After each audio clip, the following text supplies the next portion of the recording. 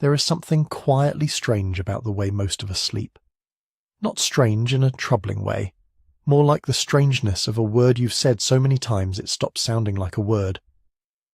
We go to bed, we close our eyes, we wait for morning. One block. One long stretch of unconsciousness from dark to light. That's just how sleep works. That's just what humans do.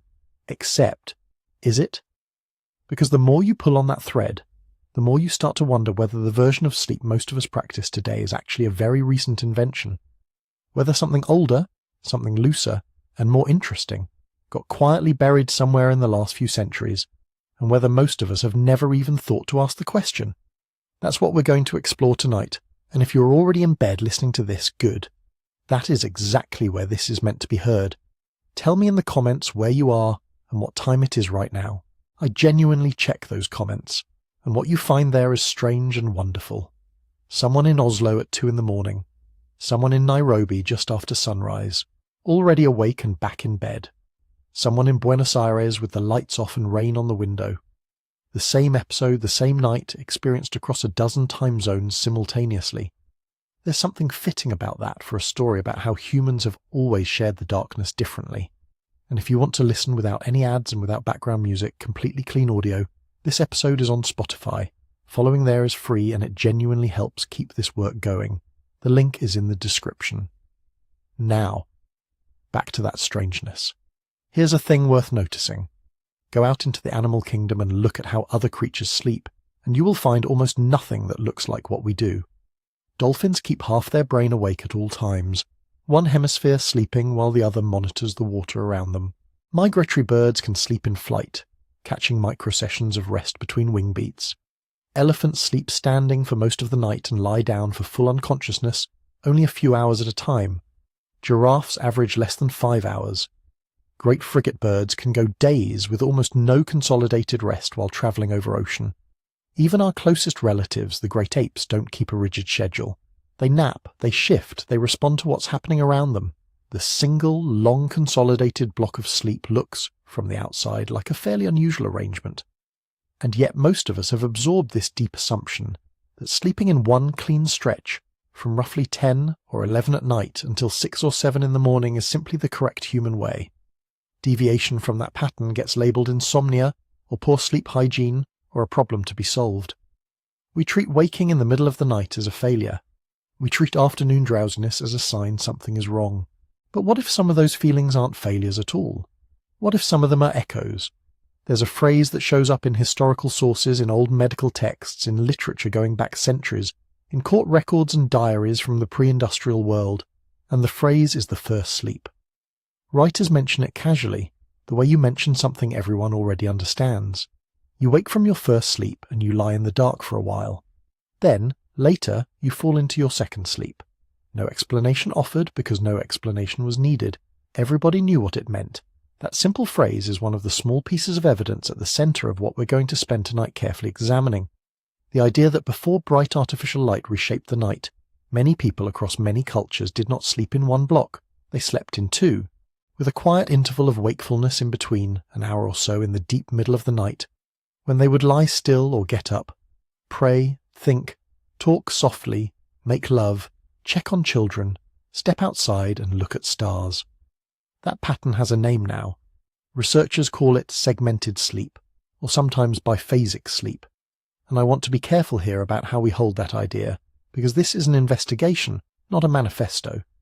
The evidence points in interesting directions, but the evidence is incomplete. Historical references are real, and they're numerous enough to be worth taking seriously. Some biology seems to support the possibility of a natural break in the sleep cycle. Anthropological observations of certain present-day hunter-gatherer communities add more texture to the picture. But none of it adds up to a simple, clean conclusion that says all humans throughout all of history slept this particular way, and modern life broke something. Reality is messier than that, and this story deserves to be told honestly. What we can say with reasonable confidence is this. The way most people in industrial societies sleep today, the single consolidated block anchored to an artificial clock and sustained by artificial light, is probably not what human sleep looked like for most of human history. Something was different before. Exactly how different, and in exactly what ways, is the mystery we're walking into tonight. There are other threads too, not just segmented sleep. Humans for most of our existence slept communally, in groups, in shared space, with fire nearby. That's a completely different sensory and social environment than a dark, silent bedroom. Some members of a group may have maintained lighter vigilance through the night, while others slept more deeply, a kind of distributed wakefulness that no single individual had to maintain alone. Seasonal darkness almost certainly shaped how long people spent in rest, and something resembling quiet lying down time, especially through the long winters of higher latitudes. Dreams were not just noise. They were often treated as a significant part of the night, something the waking interval gave you time to sit with. All of that is part of the story. So tonight we're going to move slowly and honestly through what the evidence actually shows, not what the wellness industry wants sleep to mean, not what anxiety about insomnia makes it feel like, just the history, the biology, carefully described for what it can and cannot tell us, the archaeology and anthropology, the old texts, the long human night, seen clearly without too much certainty in either direction. It's a quiet kind of investigation, the best kind for late at night. Let's begin. Start with the animal kingdom observation made in the opening and push it further, because it deserves more than a quick mention. When biologists study sleep across species, one of the first things they notice is how strange rigid consolidation looks from the outside. Most mammals don't do it. Most birds don't do it. The pattern that shows up again and again across the animal kingdom is not one long block, but something more fragmented, more responsive, more tuned to the immediate environment. Short bouts of rest interspersed with periods of alertness, depth varying according to what's happening nearby, the nervous system treating sleep less like a scheduled appointment and more like a dial that can be turned up or down depending on circumstances. Horses doze standing up for most of the night, entering only brief periods of deep sleep lying down, because lying down for a large prey animal is an enormous commitment of vulnerability. Cows do something similar. Many rodents sleep in dozens of short bouts spread across the full 24 hours, with no particular preference for day or night that isn't shaped by what's eating them. Lions, sitting near the top of their food chain, sleep heavily and often, sometimes 12 to 20 hours a day because they can afford to. The relationship between danger and sleep depth is not subtle. Across dozens of species the pattern holds. The more vulnerable an animal is to predation, the lighter and more fragmented its sleep tends to be, which makes humans genuinely puzzling. We are soft, slow, and on the ground. We have no armor, no serious claws, no camouflage worth mentioning. For most of our evolutionary history we shared territory with animals considerably more dangerous than ourselves. Leopards hunt at night. Hyenas are persistent and work in groups, lions take sleeping prey, and yet here we are, apparently designed to enter long stretches of deep unconsciousness, during which we are almost completely unresponsive to the world around us, vulnerable in a way that seems, on the surface, almost reckless. There are also the cultural rules to consider. Virtually every human society has developed elaborate norms around sleep. Bedtimes, sleep spaces, rules about who sleeps near whom, rituals marking the transition from waking to rest. The sheer elaborateness of those social structures tells you something. Sleep isn't just a biological event for us, it's a social one, something that had to be organized, managed, protected. That doesn't happen with behaviors that are simple and risk-free. Now, before drawing any large conclusions from those comparisons, it's worth pausing on the ways they can mislead you. Body size matters enormously. Smaller animals generally have faster metabolisms, higher heart rates, and different sleep architectures than large ones.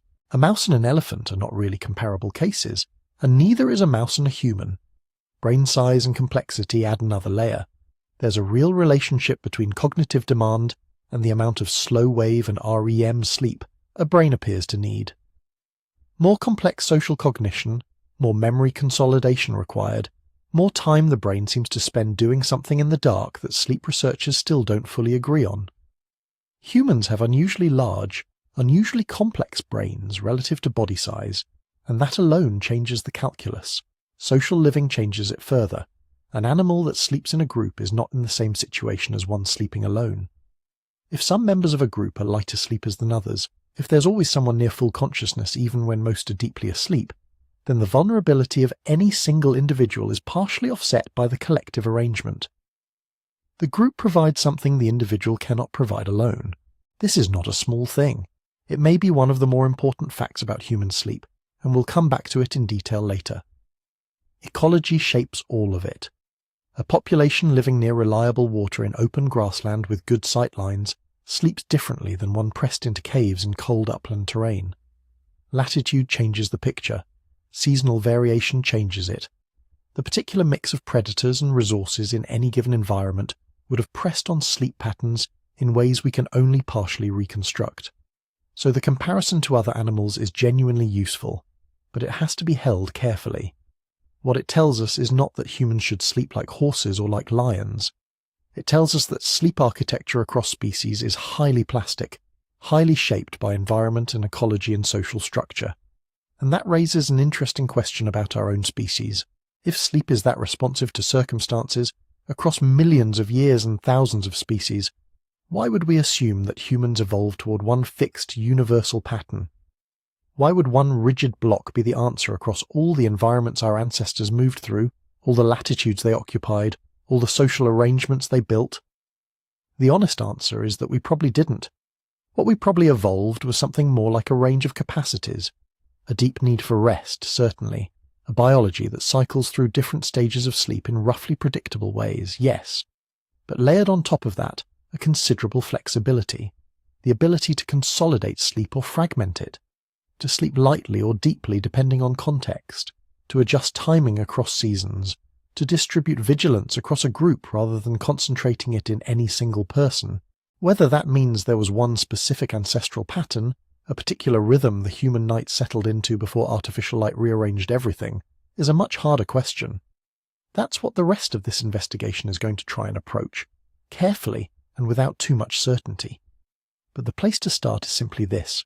Humans are unusual sleepers in some ways, and in other ways entirely typical of mammals shaped by vulnerability and social life. The strangeness is real. So is the context that explains it. Holding both of those at once is how you begin to see the actual shape of the question. If you zoom in from the level of whole species down to the machinery inside a single human body, the picture shifts again. Underneath all the cultural rules and environmental pressures, there are some basic timing systems that almost every human shares. Not because society says so, but because cells do. The first of these is the circadian clock, roughly 24 hours long, generated by little feedback loops of genes turning one another on and off, present in almost every tissue that's been studied. In mammals, there's a central coordinator in the brain, in a region called the suprachiasmatic nucleus, that keeps the rest of the body roughly in sync. When light hits specialized cells in the eye, signals travel straight there. Over time, this daily pattern of light and darkness sets the phase of the central clock, which in turn influences hormone release, body temperature, digestion, and yes, sleep. From the point of view of that clock, night is not a philosophical idea or a social arrangement. It's a predictable section of the 24-hour cycle during which a whole constellation of internal signals tends to line up. Melatonin rising, body temperature dropping, alertness falling. Even if you put a human in a cave with no clocks and no windows, the rhythm doesn't just vanish. It free runs, drifting a bit longer than 24 hours on average, but still oscillating. The body keeps some sense of day and night, all by itself. On top of that circadian rhythm, there's another process that sleep researchers sometimes call sleep pressure. The longer you've been awake, the more a particular kind of biochemical fatigue signal builds up in the brain, and the stronger the drive to sleep becomes. When you finally do sleep, that pressure gradually dissipates. This homeostatic process is surprisingly mechanical. Stay up too long, and it doesn't matter what the clock is saying, the pressure will win eventually. The night you experience is really the interaction of those two systems, the circadian clock saying, this is the part of the cycle when sleep fits best, and the sleep pressure saying, this is how badly you need it right now.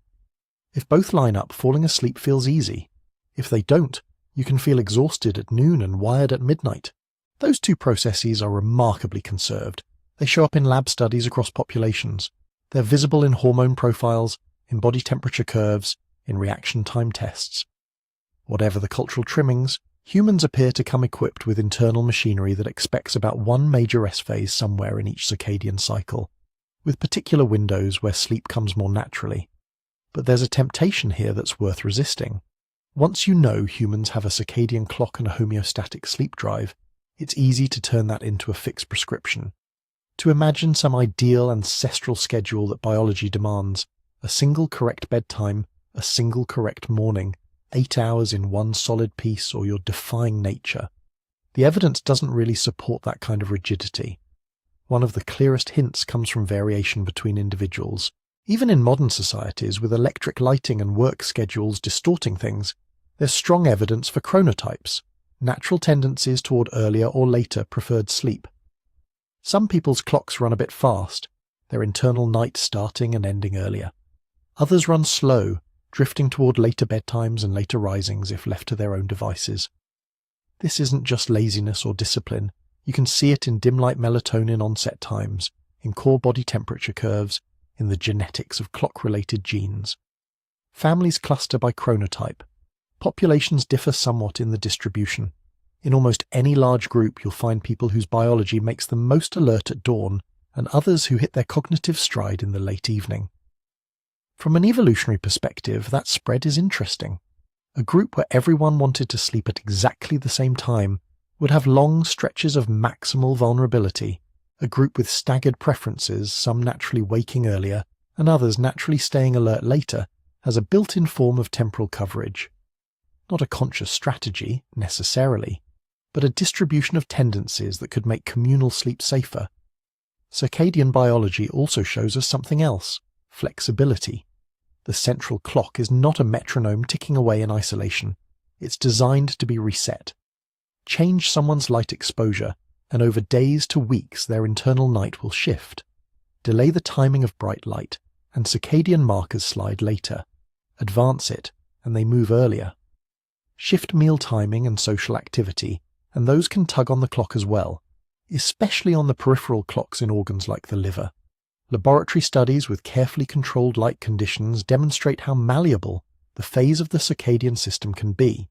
Field studies with people traveling across time zones, working night shifts, or living at high latitudes with extreme seasonal variation show the same basic thing in messier form. The machinery wants regularity, but it will accept a range of solutions. This adaptability means that the same underlying biology can support multiple sleep patterns.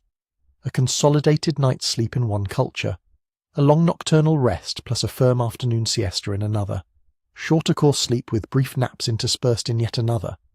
As long as the total need for sleep across each 24-hour period is roughly met, and the internal clocks are not hopelessly out of sync with the environment, the system can function. It would be comforting to say that from these facts we can reconstruct exactly how our Paleolithic ancestors slept, that we can take the timing of melatonin release, the shape of the sleep pressure curve, the distribution of chronotypes, plug them into an evolutionary scenario, and out pops a precise ancestral schedule. Asleep at this hour, awake at that one, a guaranteed wakeful interval in the middle of the night, or a predictable afternoon drowse. But that's not something circadian biology can actually do. What it really gives us are capacities and constraints. It tells us that humans are built to track a day-night cycle, that our physiology expects darkness at some point in each 24-hour period and adjusts a wide array of processes around that expectation, that we can shift the timing of our internal night by hours in either direction, but not without limit and not instantaneously, that individuals differ in their preferred phases, and that these differences are at least partly heritable. Beyond that, the biological data start to run out of specificity. The fact that humans can adapt their clocks to later or earlier light exposure doesn't tell you whether Ice Age hunter-gatherers in Europe routinely woke at midnight in winter to tell stories around the fire. The distribution of chronotypes in a modern city doesn't tell you whether small Pleistocene bands deliberately arrange their sleeping spaces to exploit those differences for watchkeeping. The existence of a strong homeostatic sleep drive doesn't tell you whether people met that need in one uninterrupted stretch or several. To approach those questions, you have to combine the biology with other kinds of evidence: ethnography from contemporary hunter-gatherer groups, historical records from pre-industrial societies, archaeological traces of fire use and shelter construction, even climate reconstructions that tell you how long the nights were at different latitudes and seasons. Circadian biology can say, this is a pattern your body can support, or this is probably pushing against the limits of what the system tolerates. It can highlight why some arrangements would have been unlikely. Permanent, extreme misalignment between internal clocks and the external environment is costly and miserable, but it rarely narrows things down to a single way of sleeping that must have been universal in the past. So the honest way to use it in this kind of investigation is as a frame, not a verdict. The internal clocks tell us that humans are organised around cyclicity, that night is a real thing inside the body even when the sky's cloudy or the moon is bright. The variation between individuals and the responsiveness to light and social cues tell us that within that cyclicity there was room to manoeuvre. What fills that room? How people arrange their nights when winter darkness stretched for 14 hours, or when the danger of predators pressed against the edge of the firelight, that's where we have to turn to other sources. To patterns of segmented sleep that show up in historical texts, to accounts of night watches and shared shelters, to the ways real communities actually used the long hours between dusk and dawn before the bright night of electricity compressed them into a single silent block. If you start looking for those other sources, one of the first things you bump into is a phrase that sounds strange to modern ears. First sleep. Not went to bed, not turned in for the night, but after my first sleep, or having awakened from our first sleep. In letters, in diaries, in court records, in literature from the late medieval and early modern periods, scattered across Europe and occasionally beyond, people describe their nights as if they naturally came in two pieces. Historians call this segmented sleep or biphasic sleep. The idea is simple enough. Instead of one long, unbroken block of night sleep, there were two main bouts, with a wakeful interval in between. People would lie down not expecting to be unconscious until dawn, but expecting a stretch of rest, a waking period in the deep of night, and then another round of sleep before morning. The picture becomes clearest in sources from roughly the 15th to 18th centuries. In England, France, Italy, Germany, you find references to premier sommeil, primo sonno, first to slep, treated not as medical curiosities but as ordinary parts of life. A French doctor might advise a patient to take a particular medicine after your first sleep. An English household manual might suggest certain tasks as suitable betwixt first and second sleep. Legal testimony might mention someone leaving their bed during the interval, doing something fateful, and then returning for their second sleep. It's from these scattered but consistent fragments that the hypothesis of widespread segmented sleep in the pre-industrial West really took shape. The argument goes like this. In a world without electric lighting, winter nights at temperate latitudes are very long. Sunset might come in late afternoon. Dawn might not arrive for 14 or even 16 hours. Very few adults will sleep that entire span in a single uninterrupted chunk. Given the limits of circadian timing and sleep pressure, it's plausible that a natural pattern would emerge. Fall asleep a few hours after dusk, wake spontaneously sometime around midnight, spend an hour or two quietly awake, then drift back into a second sleep that carries you toward dawn. On this view, what modern people often experience as mysterious insomnia in the middle of the night might, in a darker world, have been a perfectly ordinary, even expected phase of the 24-hour rhythm. What did people do during that interval? The texts give small, vivid hints. Prayer is one of the most frequently mentioned activities. Handbooks of devotion in Catholic and Protestant countries alike sometimes recommend particular nighttime prayers to be said when one awakens from the first sleep. Monastic schedules built around canonical hours include nocturnes and vigils during what most of us would consider the dead of night, suggesting a broader cultural awareness that this was a time when wakefulness might come easily. There are also more domestic scenes. Literary sources mention people getting up to tend banked fires, to check on animals, to nurse infants. Quiet tasks that fit a dim, smoky interior, mending clothes, carding wool, shelling peas, cleaning tools. Work that doesn't require bright daylight but does require hands and attention. The interval shows up as a time for intimacy as well. Some prescriptive literature explicitly recommends the period between first and second sleep as a good time for marital sex, on the theory that both partners will be rested and the household quiet. Demographers trying to make sense of birth seasonality in pre-industrial Europe have sometimes wondered how much of conception timing might have been tied, indirectly, to the rhythms of segmented nights. And then there is conversation. Diaries and court records hint at whispered talks between bedmates, family members, or night guests. Stories told to children who woke frightened or restless. Plans made, secrets shared. Grievances aired when the rest of the house was silent and the world outside reduced to darkness, and a few scattered points of flame. Viewed from a distance, this long night starts to look less like an undifferentiated blackout period and more like a landscape with its own internal topography. An early evening slope into the first sleep, a plateau of wakefulness in the middle filled with low-key tasks and talk, a second descent into sleep, perhaps deeper and dream-laden, leading into the grey of morning. It is an appealing picture. It seems to link the constraints of natural light, the flexibility of human circadian machinery, and the textures of everyday pre-industrial life into one coherent pattern. But as with so many reconstructions of the past, there are knots and loose threads. One major question is simply, how common was this really? The written evidence we have is biased by literacy, by region, by class. Most of the surviving references to first and second sleep come from a fairly specific slice of time and space, late medieval and early modern Europe, among people who wrote, or were written about, in ways that have been preserved.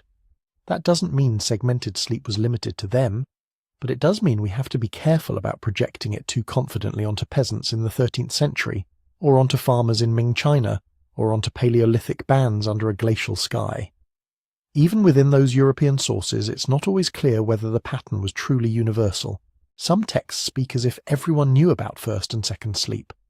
Others suggest that it might have been more common in winter than in summer, more habitual in rural settings than in cramped urban quarters, more typical of households that could afford a certain slack in their schedules than of people forced to work long hours at dawn. Seasonality is another open question.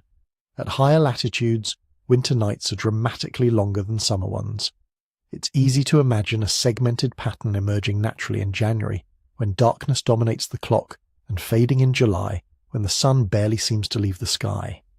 Some historians and sleep researchers have proposed exactly that, a flexible, seasonally shifting sleep architecture in which biphasic nights came and went with the turning of the year. But the sources rarely spell this out. People mention first sleep, but they don't typically add, of course, only in the darker months. Absence of mention is not proof, but it does keep the picture fuzzy. Was segmented sleep a year-round norm, a winter-heavy pattern, or something in between? The texts don't decisively say. There's also the question of what counts as segmented. Many modern sleepers wake briefly during the night, roll over, and return to sleep without thinking of it as a separate phase. In laboratory experiments on people living on naturalistic light-dark cycles, some show a tendency toward two consolidated bouts of sleep, with a distinct wakeful period between them. Others show a single main bout with only short awakenings. When we read an early modern diarist describing an hour after my first sleep, are we seeing a robustly biphasic architecture, or a culturally labelled version of a more modest wake window that plenty of humans slip in and out of, depending on conditions? Finally, there is the bigger leap that some people attempted to make. From segmented sleep appears often in these pre-industrial texts to this is the original natural human pattern. That leap runs into the same limits we met with circadian biology. The evidence can show what is possible, and what has been common in certain contexts. It does not, all by itself, prove universality or deep antiquity. It is entirely plausible that, in long dark winters before electric light, many human groups slipped into a gently segmented night. It is plausible that this interacted with cultural expectations, religious practices, and household routines, creating stable traditions of first and second sleep. It is also plausible that in other ecologies, near the equator with very regular 12-hour nights, or in societies with different work demands, the predominant pattern might have been closer to the consolidated single block that feels so normal in industrialized settings today. What segmented sleep really gives us, then, is not a single lost template we're all meant to recover, but a concrete example of how malleable human nights can be. Take the same species, the same basic circadian machinery, remove bright artificial light, stretch out the darkness, add cultural scaffolding, and a very different arrangement of sleep, wakefulness, and nightly activity can emerge and feel entirely ordinary. To understand how far that malleability might extend, how people use those wakeful islands in the long night for safety, for cooperation, for watching and being watched, we have to widen the view again, beyond the hush of the medieval bedchamber out toward the circle of firelight, where other patterns of nighttime vigilance and shared rest were shaping what it meant to be human in the dark. If you step out of that quiet chamber and into the open air of a world without electricity, one thing dominates the human night more than anything else: fire. Compared to stone tools or clothing, fire is a very strange technology, because it is not a thing you make once and then walk away from. It is a process you have to keep feeding. It has its own moods, its own needs. Leave it alone in the wrong way and it goes out. Leave it alone in another way and it consumes your shelter. It must be tended, watched, negotiated with. And that means that wherever humans have had reliable fire, there has almost always been a human presence wrapped around it in the dark hours. Not just to cook, not just to warm up after a wet day, but to keep the small, controlled sun alive against the larger darkness around it. Archaeologists argue about exactly when controlled fire use became habitual in our lineage. There are tantalizing traces going back more than 1 million years, more secure hearths by a few 100,000. But by the time of those 3 bottleneck-descended human species, by the time Neanderthals are hunting in Ice Age Europe and Homo sapiens are leaving Africa, regular structured use of fire at night looks like a settled part of being human. It changed more than the menu.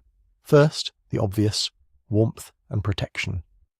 A campfire or glowing hearth breaks the brutality of cold nights, especially in open landscapes or glacial climates. It dries hides, keeps water from freezing, makes marginal environments survivable. The circle of heat around flame can be the difference between a winter night that kills and one that is merely uncomfortable. The protection is subtler but just as real. Large predators do not like fire.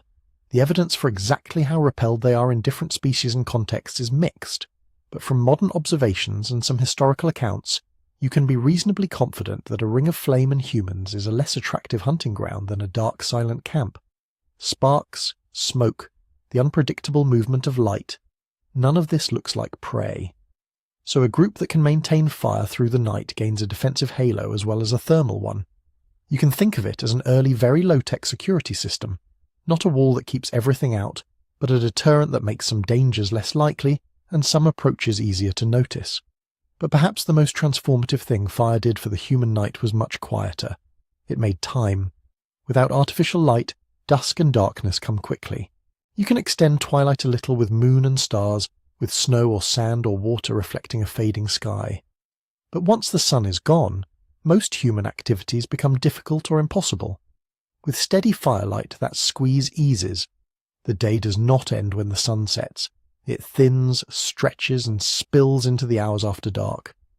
In that sense, every hearth and campfire is a tiny time machine, reclaiming a slice of what would otherwise be unusable night and turning it into human-shaped time when people are not out working in fields or following game, but also not yet curled inward in deep sleep. What happens in that reclaimed time seems to have been remarkably consistent across very different societies. Ethnographic accounts of hunter-gatherer groups, from the Kalahari to northern Australia to the Arctic, often describe evenings gathered around fires as dense with conversation.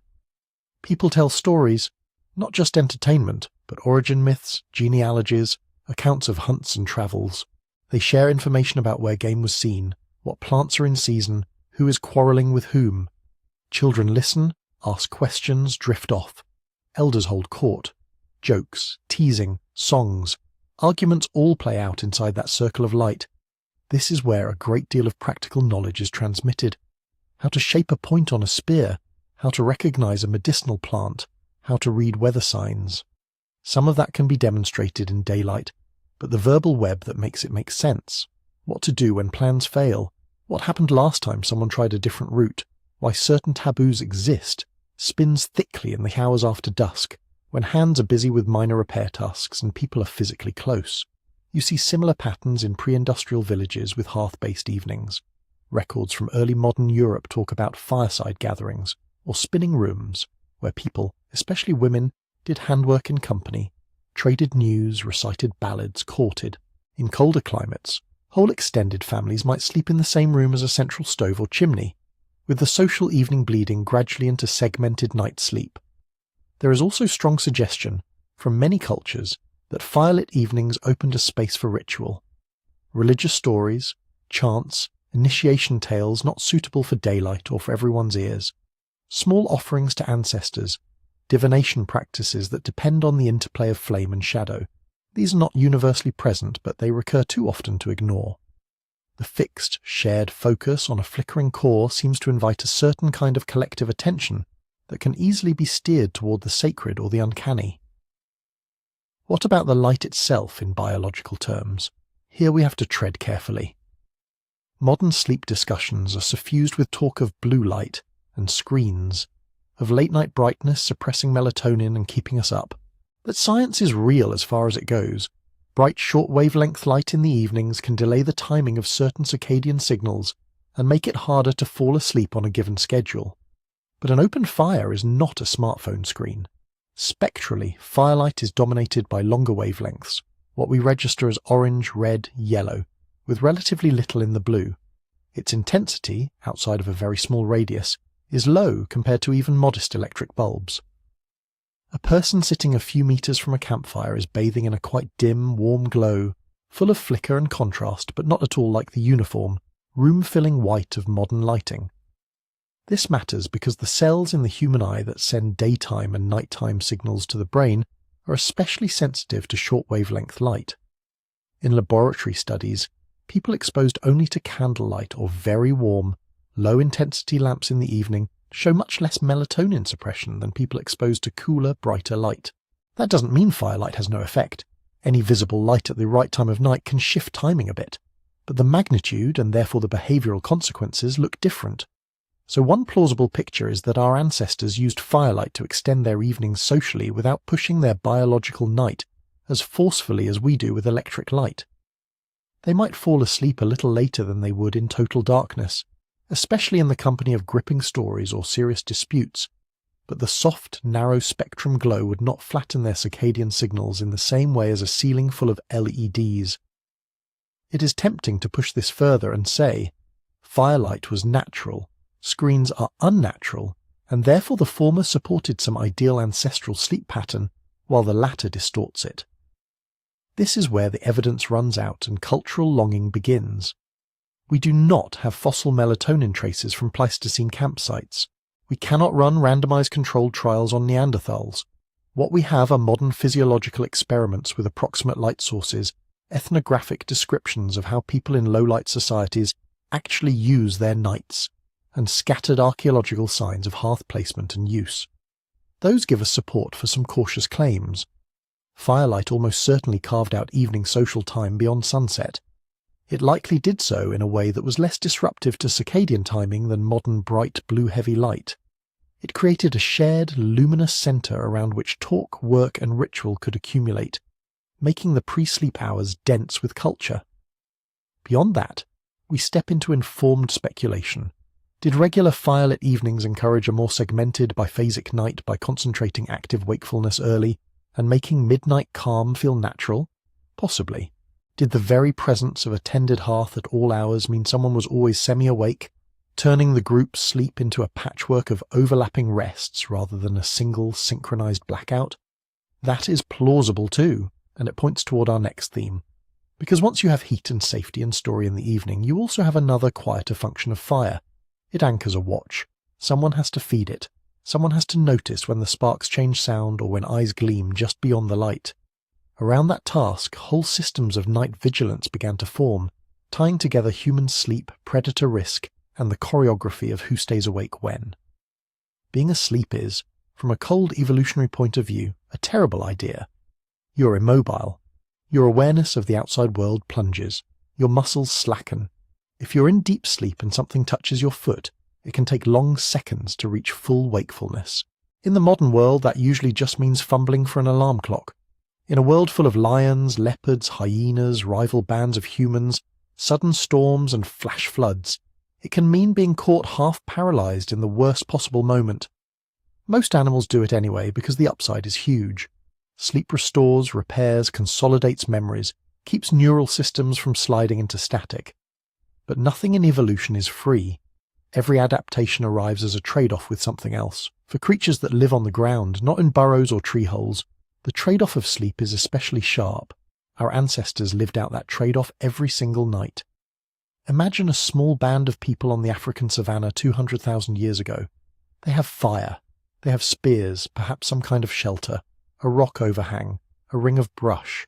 They have children who cannot run fast, elders who cannot fight well, nursing mothers whose attention is divided. Somewhere in the dark beyond the firelight, there are eyes that see well at night, noses that can smell blood or fear or cooking fat from a long distance away. Those eyes belong to lions, or spotted hyenas, or saber-toothed cats earlier in our lineage. They might also belong to other humans, resentful neighbours, raiders, people pushed by hunger into desperate acts. Weather, too, is a predator of sorts. A storm that rips through an exposed camp, a sudden chill in a high-latitude winter, can kill as surely as teeth. Under those conditions, it is extremely dangerous for everyone to be in their deepest, least responsive sleep at the same time. You can see the outline of a solution long before you see any direct evidence of it. The solution is to never let the group's vulnerability be total, to have bodies on the ground, resting, recovering, but also to keep a thread of awareness tied to the outside world. Someone whose job, formally or informally, is to listen. In military history, this becomes the explicit system of sentries and watches, rotating shifts of wakefulness through the night, each person responsible for a particular interval. In small pre-state societies, it rarely looks so bureaucratic, but the underlying logic is the same. Keep the fire alive, keep at least one pair of ears open. When anthropologists live with or closely observe contemporary hunter-gatherer groups, they often notice something about the nights. They are not uniformly dark and quiet. People drift in and out of sleep. Someone gets up to urinate or tend the coals, and another person murmurs a question. An infant cries, a grandmother soothes, a dog barks, a man rises to check what it's barking at. Teenagers whisper and flirt on the edge of the camp. An old hunter, stiff with joint pain, dozes lightly and startles at every unfamiliar sound. From the outside, this can look like insomnia in everyone. From an evolutionary perspective, it can look like a very clever distribution of risk. One influential study of Hadza hunter-gatherers in Tanzania, for example, had people wear actigraphs, little devices that record movement and infer sleep and wake over many nights. When researchers plotted the data, they found that across the group there were only small slices of the night when absolutely everyone was simultaneously still and presumably asleep. Most of the time, at least one person, often several, were up and moving or in a light, easily roused state. Sometimes this was because of age. Older adults tended to go to bed earlier, wake more often and rise before dawn. Sometimes it was because of childcare. Nursing mothers had fragmentary sleep tethered to infant needs. Sometimes it was simple personal variation, people who preferred staying up late or waking at odd hours. But the aggregate pattern was strikingly similar to an organised watch system. Staggered sleep, overlapping wakefulness, continuous coverage. Nobody in those camps was handing out shifts on a clipboard. There was no formal hierarchy of guards and guarded, but the net effect was that it was very hard to catch the group in a moment of complete unconsciousness. You can extend that reasoning backward into deep time, cautiously. We do not have actigraph data for Neanderthal caves. We cannot watch how Denisovan camps were arranged in a Siberian winter. What we have are indirect clues, the persistent cross-cultural presence of nighttime predators in oral traditions. The anatomical fact that humans do not have the claws or speed to easily fight off a determined carnivore in the dark. The perishable but widespread practice, in historically recorded small-scale societies, of organising some kind of night vigilance. In sub-Saharan African herding groups, for instance, men and boys often take turns staying up to watch livestock against lions or thieves, napping in brief snatches when they can. In Arctic communities, someone will stay semi-awake to mind the oil lamp and listen for the subtle creaks that signal shifting ice or sudden storm. In many indigenous Australian groups, there are norms about who sleeps on the outer edge of a camp and who closer to the centre, arranging the most vulnerable in the safest zones, the most capable nearer to potential approach paths. None of this proves that all Pleistocene humans everywhere used watches in exactly the same fashion. But when you combine it with simple evolutionary logic, sleep is dangerous, predators hunt at night, humans are valuable prey, it becomes hard to imagine long-term survival without some system, formal or emergent, to keep the night partially guarded. That system does something interesting to sleep structure. If someone has to poke the fire every hour or two, their sleep will naturally come in segments. Lie down, drift off, wake fully for a task, lie down again. If the responsibility rotates, different people will be having their deepest sleep in different parts of the night. Children and the frail may be allowed long, unbroken stretches, while strong adults accept more fragmented rest. People with natural night owl tendencies may become default late evening watchers. Early risers may be tasked with the pre-dawn interval when predators are still hunting, but the first faint light is coming. From inside such a system, nobody would talk about sleep problems. They would talk about obligations, tempers, reliability, the cost of letting the fire go out, the shame of not hearing a hyena until it is too close, a run of bad dreams that make someone reluctant to be the one awake and alone in the dark. The resulting pattern, staggered bedtimes, intermittent arousals, clusters of people awake at slightly different phases of the night, is exactly the kind of pattern that, in a lab or a modern bedroom, is often labelled fragmented sleep. In a wild landscape, it may have been the safest pattern available. This is one reason to be cautious about assuming that a single, synchronized block of 8 hours is the timeless human norm. In a dangerous world, perfect alignment is perfect vulnerability. A camp where everyone lies down at 9 drops instantly into deep sleep, and does not stir until sunrise is a camp selected against over thousands of generations. Instead, what seems to emerge, whenever researchers look closely at small groups living without modern lighting or locks, is a more ragged, overlapping mosaic of rest. People nap at different times of day, fall asleep at different times of night, wake for different reasons, and yet, as a group, they still get enough total sleep to function. The cost is borne by individuals in the form of broken chunks and odd wake-ups. The benefit is borne by the group as reduced risk of being surprised. That mosaic, stretched over a long winter night or a dry season savanna, blurs the sharp edges of what we usually mean by bedtime.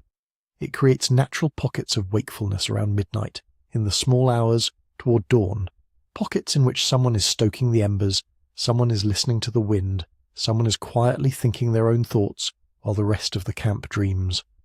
Those scattered watchers, sitting at the edge of the firelight or at the flap of a shelter, become the hinge between individual biology and collective safety.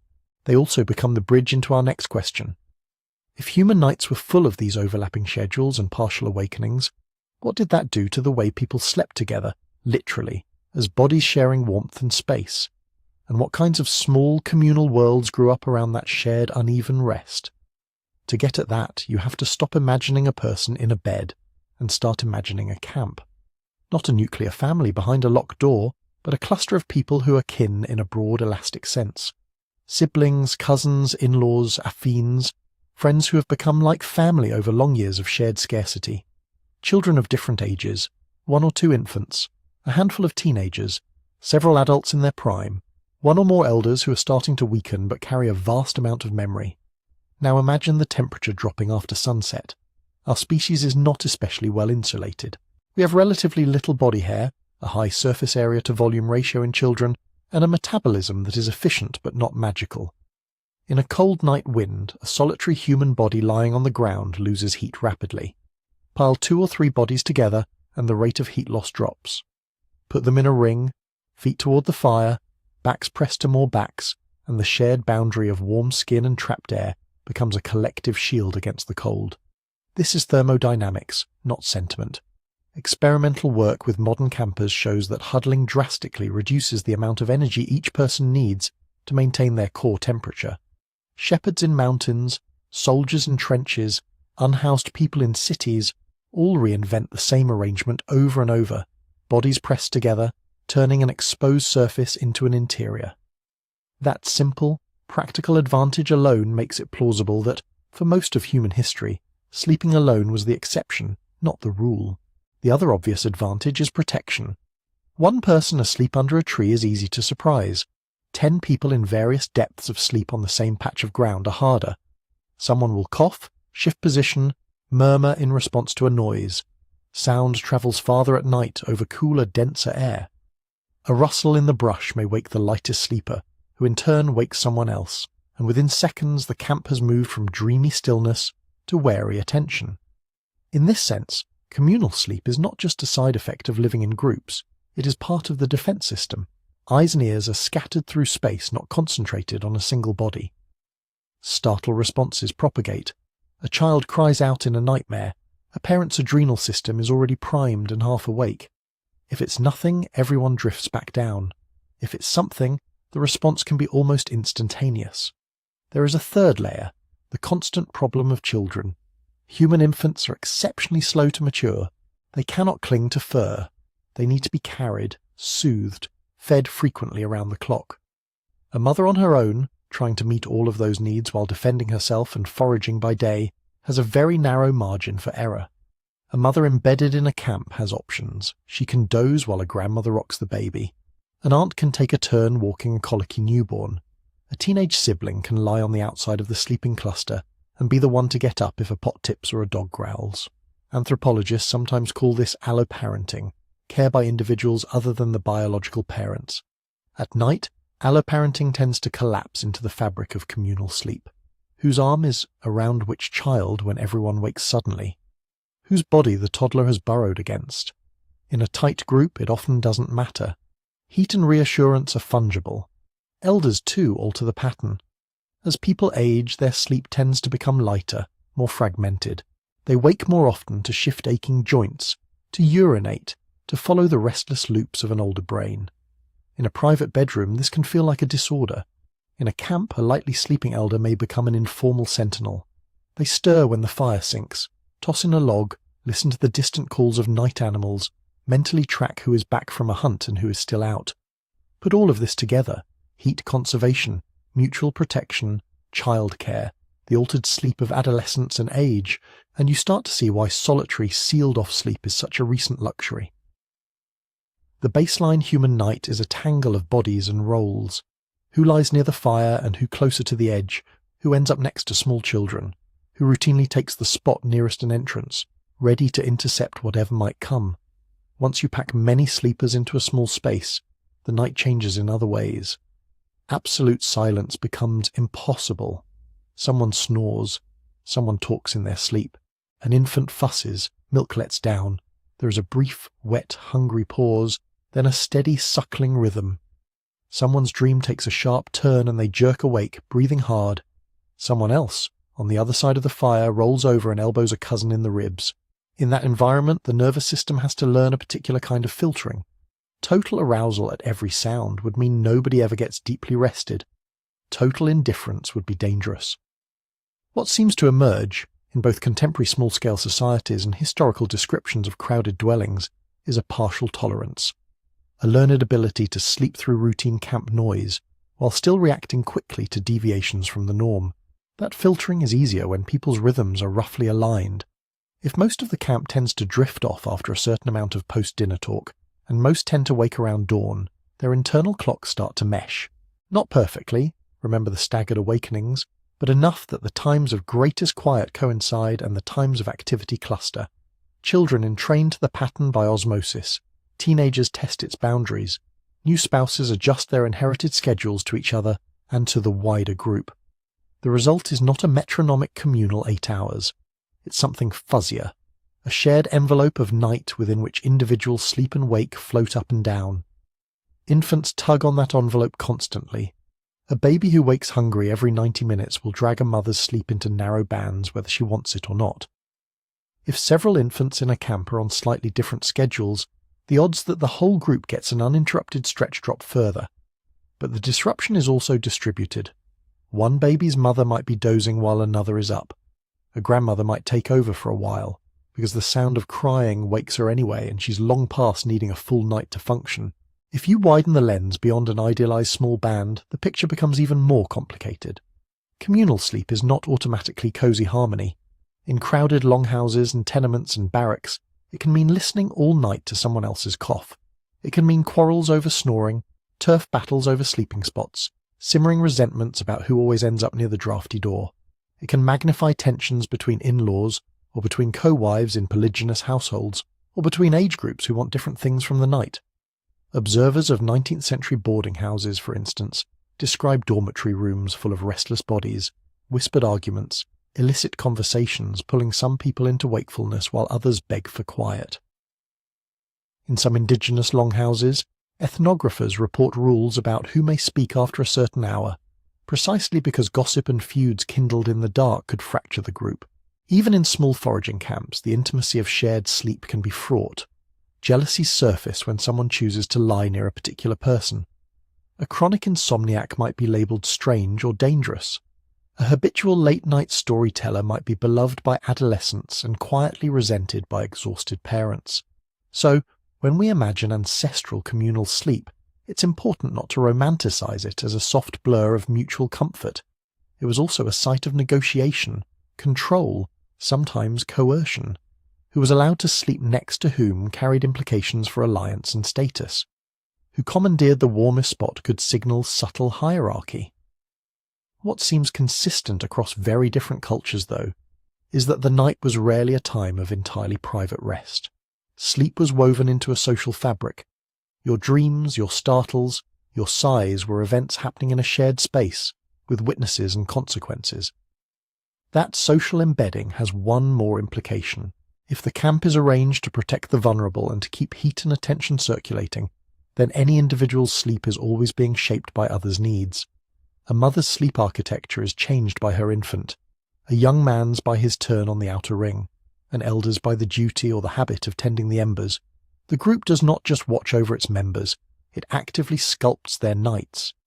In a world without walls or thermostats or white noise machines, that sculpting would have been unavoidable. It may also have been one of the main ways that seasonal and environmental pressures got translated into daily experience. Longer winter nights mean longer hours of collective huddling. Hot, mosquito-ridden summers might drive people to scatter slightly, or to sleep in shifts around smoky fires, which leads naturally to another layer of variation. What happens when the length of the night itself changes, when darkness stretches to 14, 16 hours in some seasons and shrinks to 8 in others? How do camps adjust their patterns of togetherness and watchfulness when the sky, not a clock, is dictating the available canvas for sleep? If you follow that question north or south, away from the equator, the answers start to fork. Close to the tropics, day and night don't change that much through the year. You get 12 hours of light, 12 of darkness, with only a gentle wobble. But once you move into temperate and subarctic zones, the year turns into a slow accordion. Winter pushes the dark out to 14, 16 hours. Summer squeezes it back. For a camp without artificial light, that accordion is not just scenery. It is the frame the night is stretched on. In winter, the frame widens.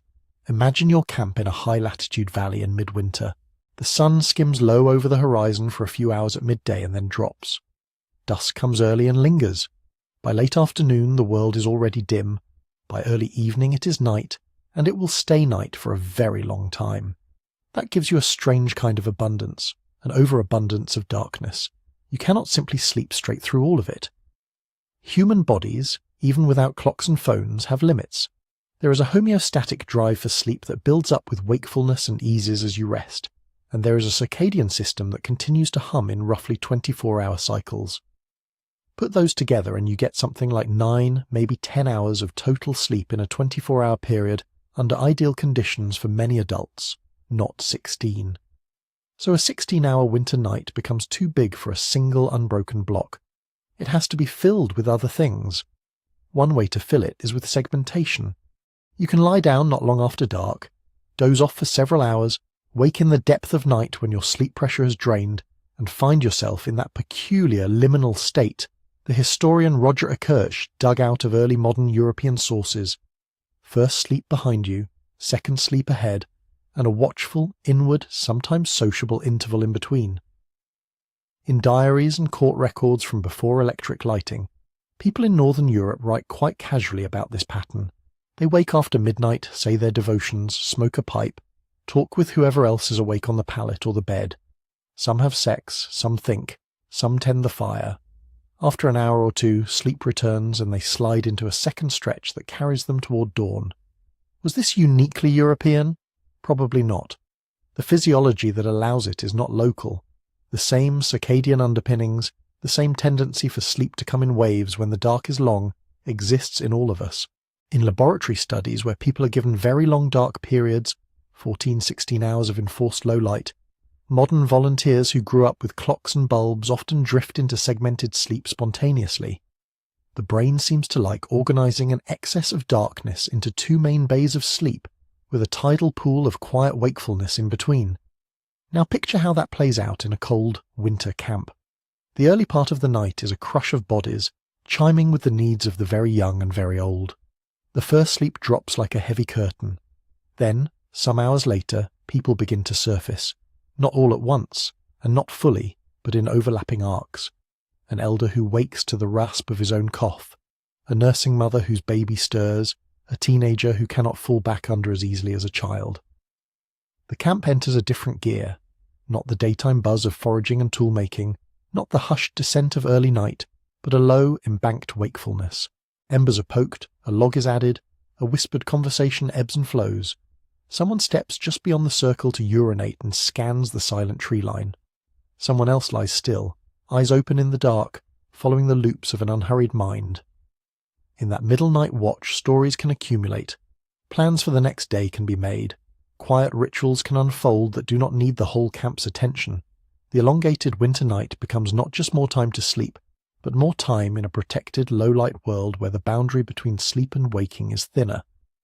Then, as dawn finally begins to grey the edge of the sky, people sink into their second sleep. They may let it run later into the morning than they would in summer, because there is simply less light and less warmth to rush toward. Historical sources from higher latitude farming societies hint at this seasonality. Parish records and household accounts from Northern Europe, for example, show winter days starting later. Work obligations are recorded with different hours by the sun in January than in June. In some places there are explicit references to lying longer in winter, and to the expectation that servants and labourers will be available for evening tasks long before full night in summer, but not in the deep dark of winter when the hearth is the main stage. The same sources also show something else, the rise of midday rest. In agrarian communities without much winter fieldwork, the main productive hours cluster around the week daylight. People may still go to bed early because there is little to do in the dark but tend animals and sit, but they may also nap or doze after a heavy midday meal when the outside work is done, especially in the coldest months when staying near the fire is efficient. This pushes some sleep into the day and may make the night more fragmented. If you keep following the year's wheel into summer, the pattern flips. Now the sun hangs high for long stretches. At very high latitudes it barely sets, or not at all. Even farther south the nights are short. Heat builds in the middle of the day. Insects emerge in clouds. Sleeping in one dense pile around a smoky fire is less appealing. People begin to stretch out to seek breezes, to prefer higher sleeping platforms or separate shelters if they have them. Darkness, which was abundant in winter, becomes a tight commodity. It would be risky to waste it. In hot climates and seasons, ethnographers see a familiar adjustment. People shift heavy labour away from the scorching middle of the day toward the cooler edges, dawn and dusk. That shift has knock-on effects for sleep. If you want to be out before the sun is high, you may rise well before full light. If evenings are used for social gatherings, rituals or travel in the relative cool, bedtimes may creep later. In some traditional societies, the pattern becomes overtly triphasic in summer. A truncated main sleep at night, supplemented by 1 or 2 naps during the hottest hours. Something like this may have been true even further back, in forager camps that had to balance foraging opportunities, predator risks, and thermal comfort across highly variable summer days. But here we run into the limits of our vision. Archaeology can tell us where hearths were, how shelters were oriented, whether people were exploiting seasonal resources like salmon runs or berry patches that peak at certain times of year. Historical documents can give glimpses of peasant households rising before dawn in harvest season or resting in the shade at noon in Mediterranean summers. Modern hunter-gatherer studies can track sleep with watches and actigraphs and show that, even near the equator, people tend to stay up later and sleep a bit less in the dry, warm season than in the cooler, wetter one.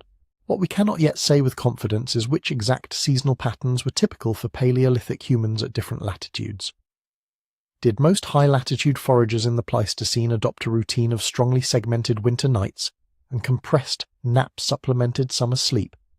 Or did each group evolve its own compromise shaped by local prey, local plants, local winds, and inherited tradition?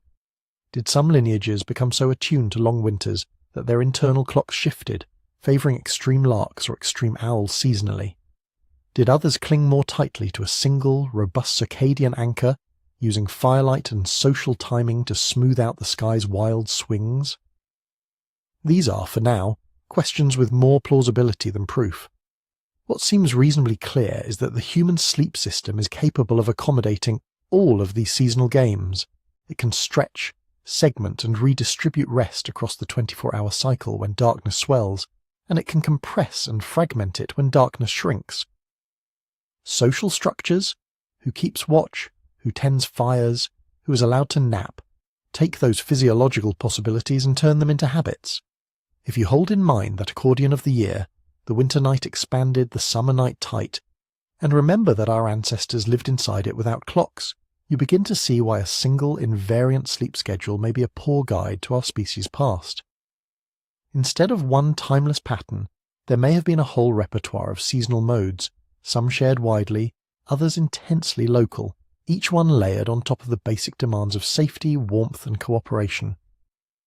To see how any of this might look in practice today, you don't have to guess entirely. You can go and watch. You can follow anthropologists as they sit by fires and in darkened huts with people whose lives are still bound more tightly to the rising and setting of the sun. When anthropologists go and watch, they do not just jot down, they seem to sleep around here. They bring instruments. In the last few decades, field workers living with hunter-gatherers and small-scale horticulturalists have started using the same kinds of devices sleep labs use: actigraphs, little wrist-worn monitors that infer sleep and wake from movement, light sensors that log how bright the world is around you minute by minute, sometimes even portable temperature probes and saliva kits to track melatonin rhythms. They're trying to pin down some very basic things. When do people actually fall asleep, on average? When do they wake up? How long are they in bed? How much of that time is they look-asleep stillness versus restless shifting? How often do they awaken in the middle of the night, and for how long? How much light, and what kind of light, reaches their eyes in the hours before bed and after dawn? These are modest questions, but getting good answers in the field is hard work. To watch sleep, you have to be there for the parts of life that are usually unseen. So there are notebooks filled with evenings in Kalahari camps, where Hadza foragers linger around a fire and then drift off under thatched shelters. There are datasets from Amazonian villages where Simene families lie down in hammocks at different times, but rise for a day's fishing together. There are months of measurements in East African communities like the Datoga and the Hadza, and in Bolivian forest clearings, and in villages in Papua New Guinea where people practice small-scale farming and hunting. When researchers compare these records to what many of us assume about natural human sleep, the first surprise is how short it often looks on paper. Average nightly sleep among these groups tends to cluster around 6.5 to 7 hours for adults. Sometimes a bit more, sometimes a bit less. Not 10, not even the 8 that modern advice columns like to invoke. People go to bed a few hours after sunset, wake before or around dawn, and they are up. Children and adolescents sleep longer, as they do everywhere. Older adults sometimes split their rest into more pieces, napping in the day and waking for stretches at night. But if you take the whole adult population, put actigraphs on their wrists, and add up the apparent sleep minutes, the totals are not luxurious. The second surprise is how variable things look from night to night and person to person. Bedtimes are not stamped by a clock. On some nights, people stay up later for a ritual, a dance, a hunt that comes back after dark. On others, they fold into sleep sooner because it has been a long day, or the temperature drops quickly. Wake times slide with the seasons, with river levels, with game migrations. In some camps, men and women show different patterns because of their work. In others, parents move in rhythm with the youngest children's needs. Within any one community, there is also a spread of chronotypes. Even without phones or electric lights, there are more owlish people who tend to be awake later, more larkish people who tend to rise earlier, and a middle band that flexes either way. In camps where sleep spaces are within earshot of one another, this diversity has an interesting side effect. The chance that absolutely everyone is deeply asleep at the same moment is low. There is almost always somebody awake, or nearly so. The third recurring finding is that night is not perfectly solid. Actigraphs and direct observation show frequent awakenings. People turn, sit up, poke the fire, urinate, check on an infant, murmur to a partner, listen to whatever noise stirred them. Sometimes these are brief, just a few minutes. Sometimes they stretch to half an hour or more before sleep returns. Over the course of a long dry season night, the average person may have a handful of these episodes. This is not quite the clean first sleep/second sleep pattern that appears in some early modern European sources, with a long named interval of wakefulness in the middle.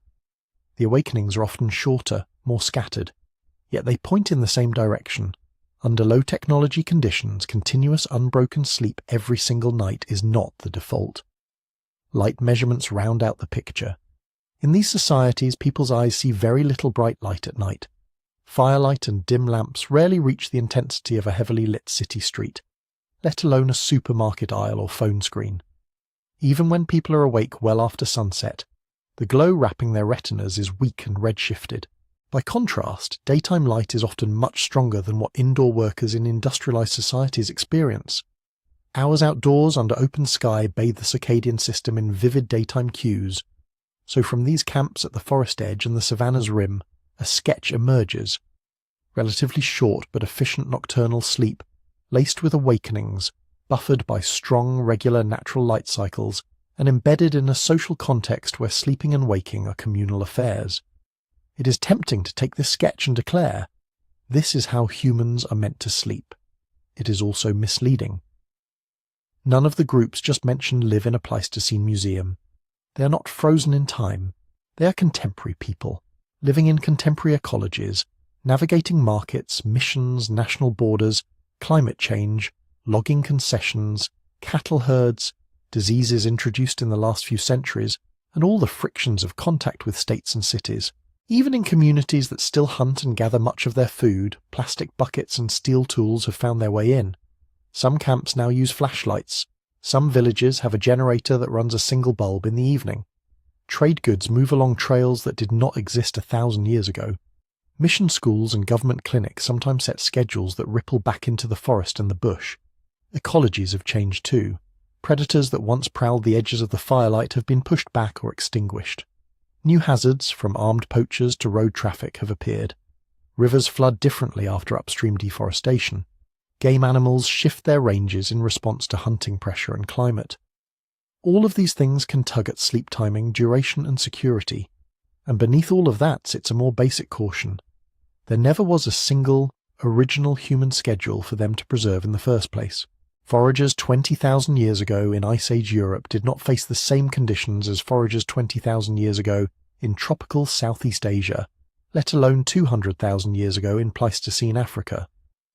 To treat any present-day group as a living fossil, as if they were acting out our shared deep past in perfect fidelity, is to flatten huge stretches of history and geography into a simple cartoon. Anthropologists are increasingly wary of that flattening.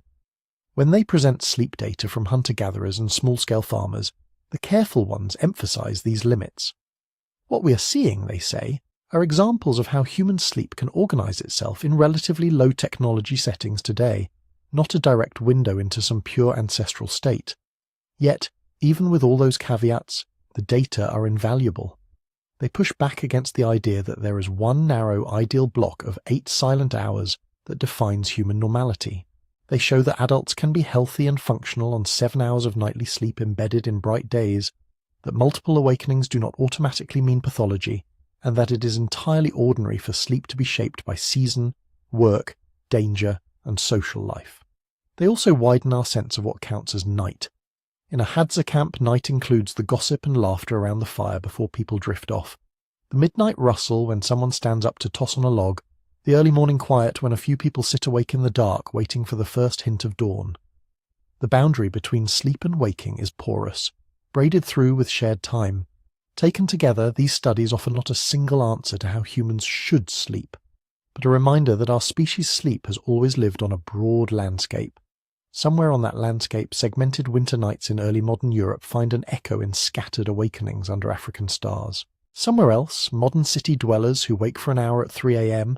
and worry that something is wrong might, in another context, simply roll over, tend the embers, and wait for the second tide of sleep. To understand how that landscape narrowed into the modern, one-block brightly lit night, we have to leave the camp and walk toward the town.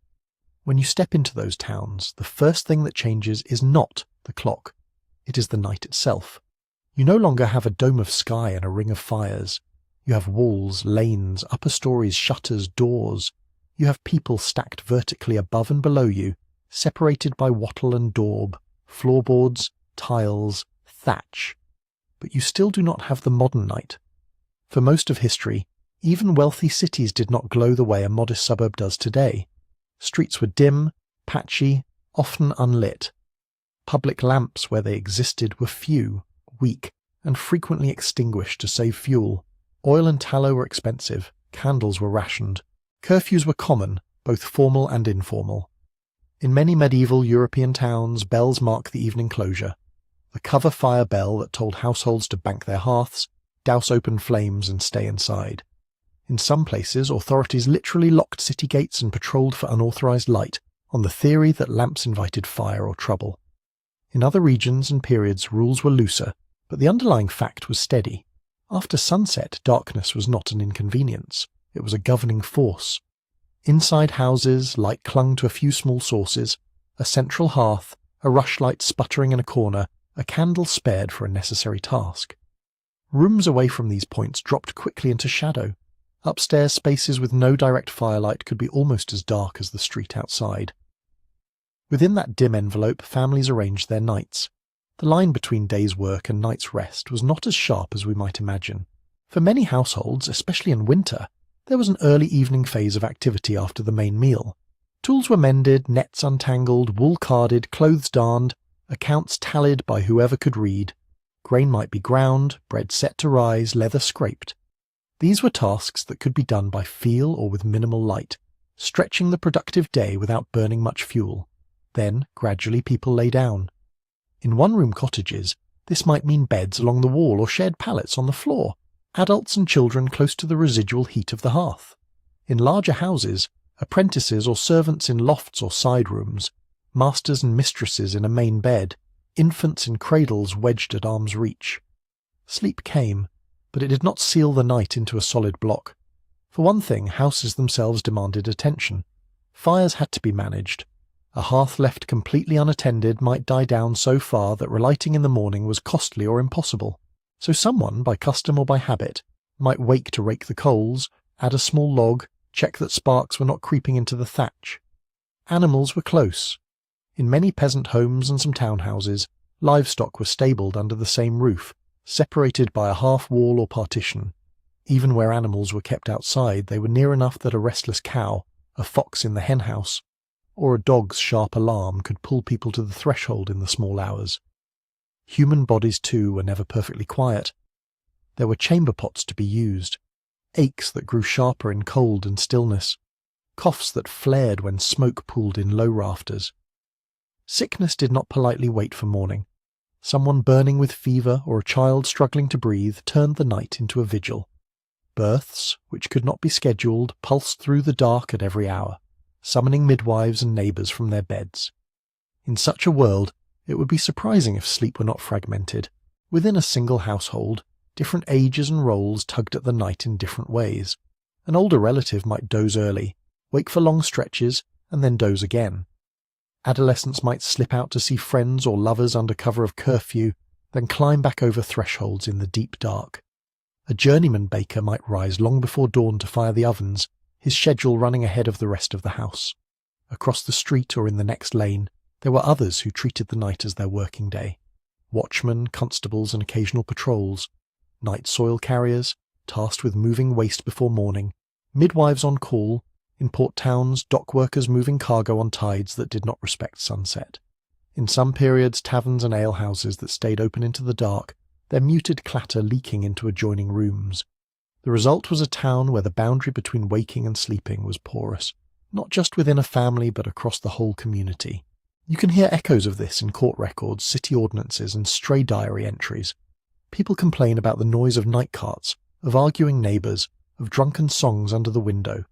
Authorities try to regulate when apprentices must be home, when lamps must be extinguished, which streets can host markets at dawn.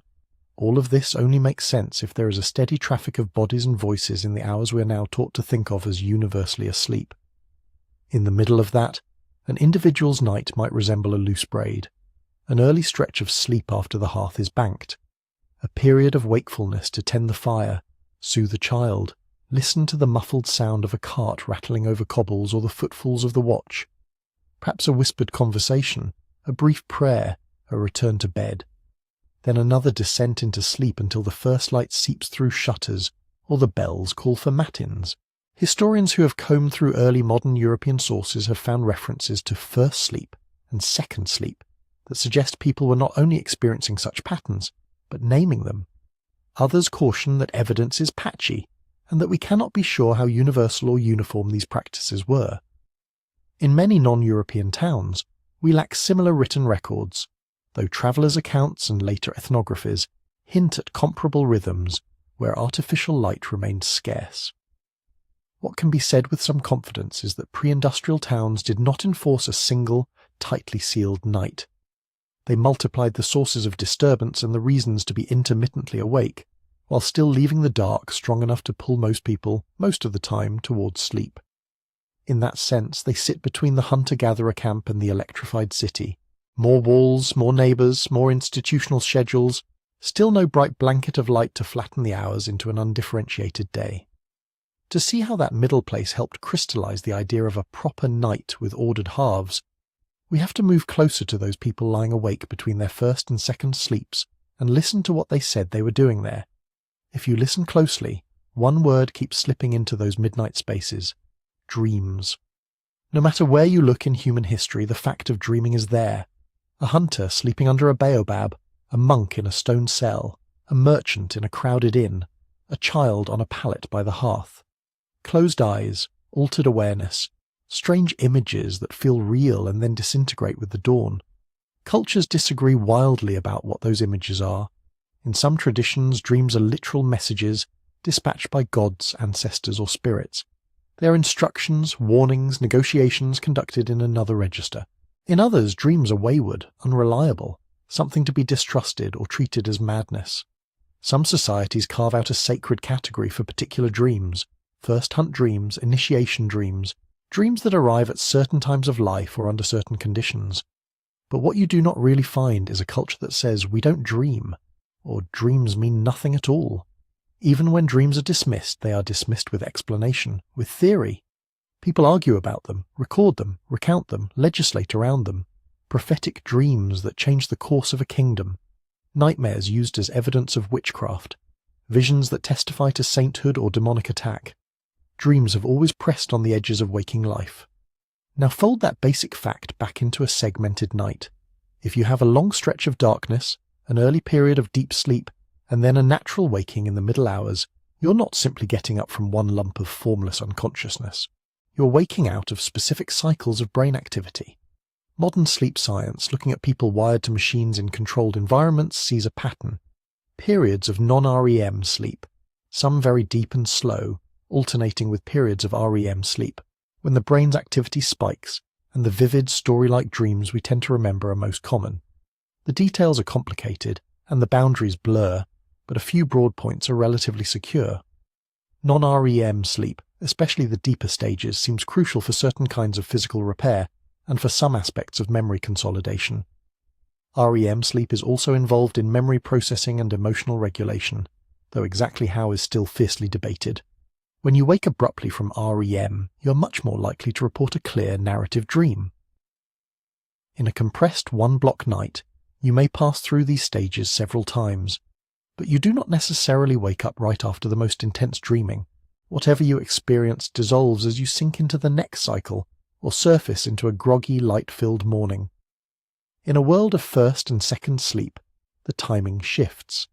Accounts from pre-industrial Europe and observations from some non-industrial societies studied in the last century suggest that the wakeful period often fell after several hours of sleep, when people had already passed through multiple cycles, including REM-rich phases, which means that many people were probably waking in the quiet core of the night with their last dream still fresh. They are lying there, heart still beating a little fast from some chase or encounter, the emotional residue of the dream clinging to them. They have time. The room is dim, the tasks that fill the day have not yet resumed, and there are other people half awake beside them. This is exactly the kind of environment that encourages recall, reflection, and storytelling. You can see hints of this in written sources. People talk about using the interval between sleeps for prayer, meditation, or contemplation. Some explicitly mention turning dreams over in their minds, asking what they might mean, whether they are temptations, omens, or nonsense. Confessors and spiritual writers give advice about how to handle the images that come at night. In other periods and places, dream interpretation manuals circulate, offering symbolic glosses. This animal means that this action forewarns that other thing. The evidence is patchy and skewed toward literate, often elite voices. We do not have transcripts of whispered conversations from every peasant bed or urban garret.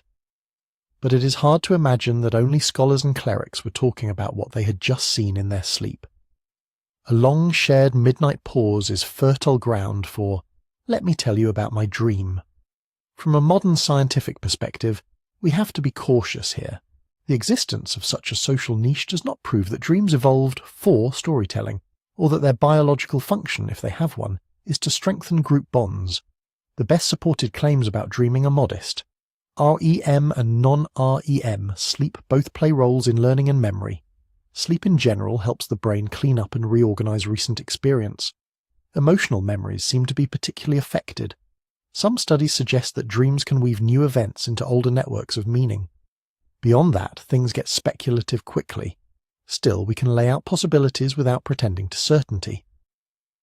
In a small, tightly knit community with fragmented nights, dreams could easily become a kind of social glue. You wake from a disturbing dream about a dangerous path or a failing hunt, and you tell the others. Whether or not anyone believes it as prophecy, the story itself draws attention to hazards and choices. It is a way of rehearsing scenarios, of running thought experiments in narrative form. The same applies to interpersonal tensions. A dream about a quarrel, an infidelity, a betrayal can be recounted with a certain safe distance. "I dreamt that you did this," rather than "I fear you might." The night mind gives you a language that is indirect but emotionally charged. In the semi-privacy of a shared bed or hearth, that kind of story can open conversations that waking politeness might forbid.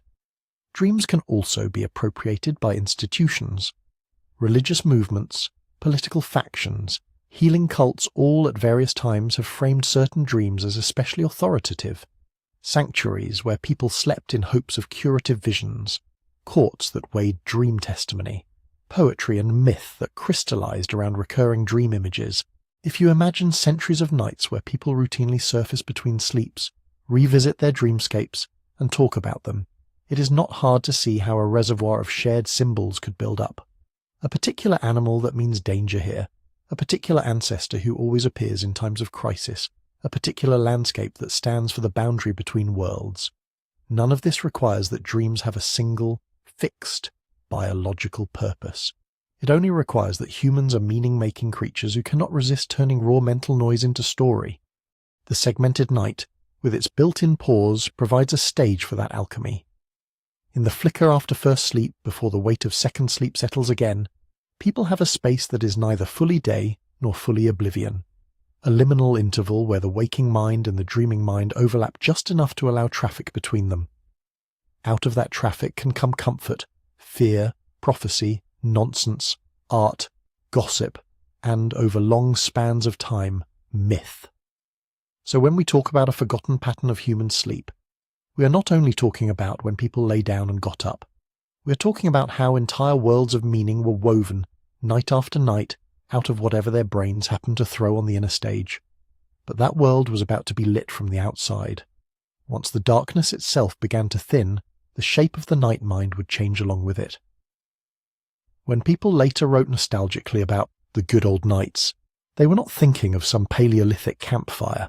They were thinking of a world that, by our standards, was still very dark. But even that darkness had already begun to fray. Long before electric light, humans had ways of pushing back the night. There were rushlights, tallow candles, oil lamps burning animal fat, olive oil, sesame, whale oil. There were torches and pine splints and carefully managed hearths. In some cities there were even early streetlights, lanterns hoisted at intervals, regulations requiring householders to hang lamps outside their doors. The crucial thing is not just that these technologies existed, but how much they cost. Economic historians, working through account books and household budgets, have tried to estimate the price of light in pre-industrial Europe. One rough way to think about it is in terms of labour. How long would someone have to work to buy enough fuel to keep a small room lit for an hour? By that measure, artificial light used to be extravagantly expensive. For an ordinary person, the cost of reading or sewing by candle after sunset could be the equivalent of burning a small pile of coins. So people rationed it. They bunched tasks near the fire. They stitched and mended in the brighter twilight hours. They read quickly, if they could read at all, and often aloud so multiple people could benefit from the single flame. Candles might be reserved for special occasions, religious observances, emergencies. In that kind of economy, night remained mostly night. A few points of flickering light, surrounded by large, deep pools of darkness. Outside the immediate circle of fire or lamp, the long interval that separated first and second sleep stayed intact. Then, over a few centuries, the arithmetic began to change. In some places, improved oil production and whaling made lamp fuel cheaper. In others, advances in glass-making and reflector design made each flame more efficient, throwing more light onto the tasks that mattered. Urban authorities experimented with organized street lighting using oil and later gas. Gaslight spreading in the 19th century was a turning point. Instead of each household managing its own fragile pool of light, entire districts could be piped, regulated, and turned on at once. The brightness was startling to people used to dim interiors. The cost per unit of illumination fell, especially in growing cities.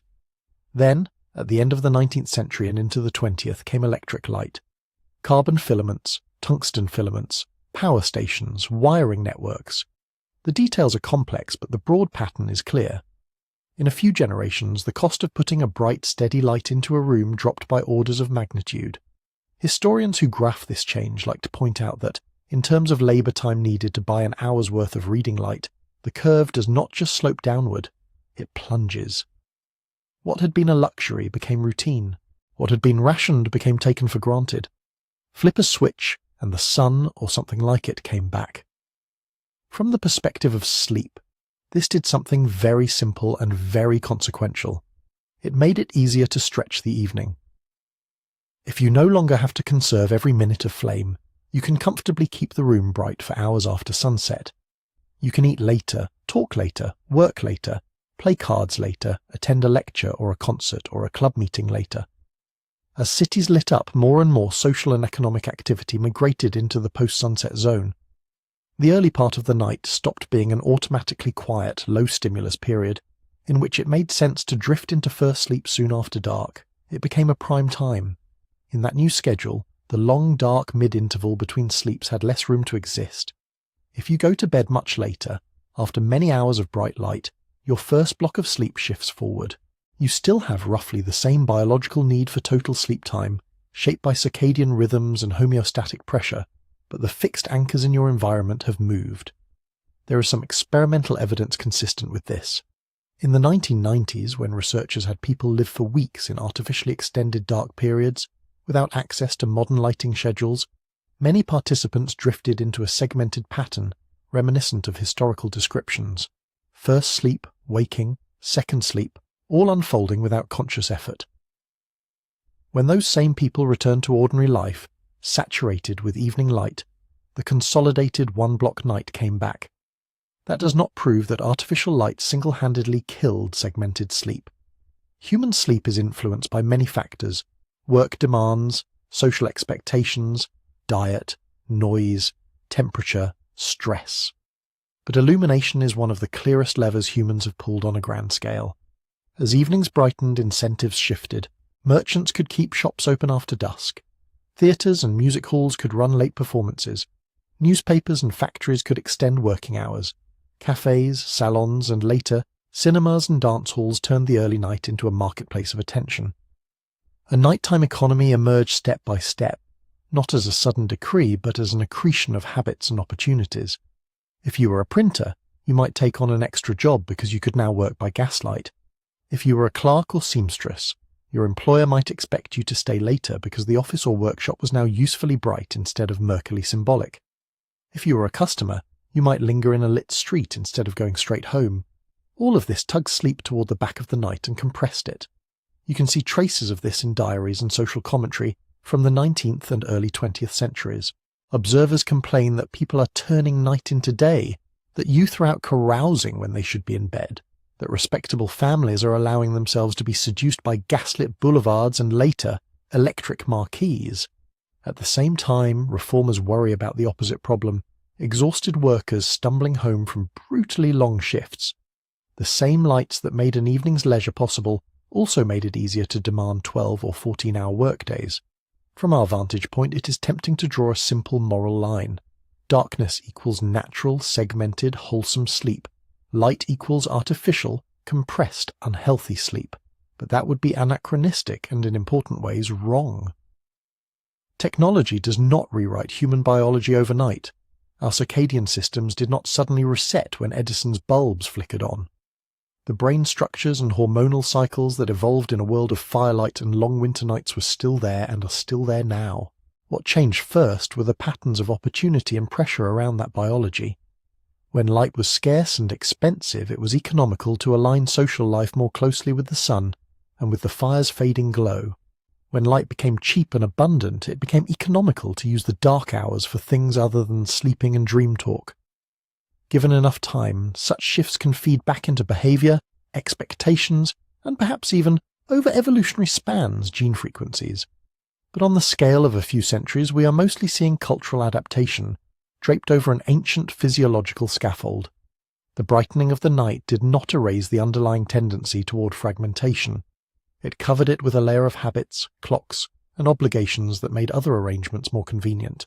And once another force joined artificial light in reshaping the hours, the strict timetables of industrial production and transportation, the pressure toward a single, continuous standardized night of sleep would become even stronger.